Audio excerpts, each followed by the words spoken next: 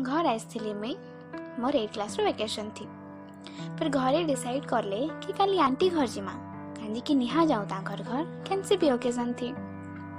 फिर बाहरी की पहुंची गलु तांकर घर जमी जाइते कुर्मा पर छीन छतर हसी मजा थी उठी पड़ता घर द्वार मजा करे पारथिले जे जा। फिर सडनली मोर पास के जने हसी हसी आसला आगरू भी जानी थी ताकि लेकिन है दिने है किछि अलगा ही लगला मानो जनता मो नजर ताने रही ही जाइतिला।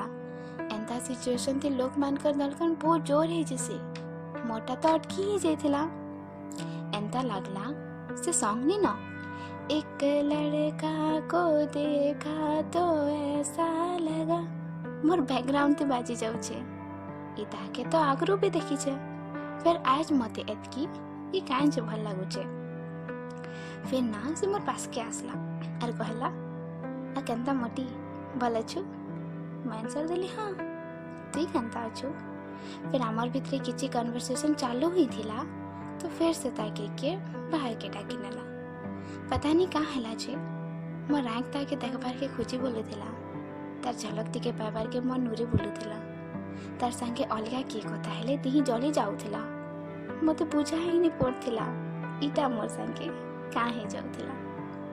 एंता ही करी दिन बीती ही गला मोर घर फेरबार टाइम आसी ही गला से मते सेव करबार के काज पास के आसला आ मोर मने बस गोटे ही कथा थिला आमे फिर से केवे मिलना आमे फिर से केवे मिलना।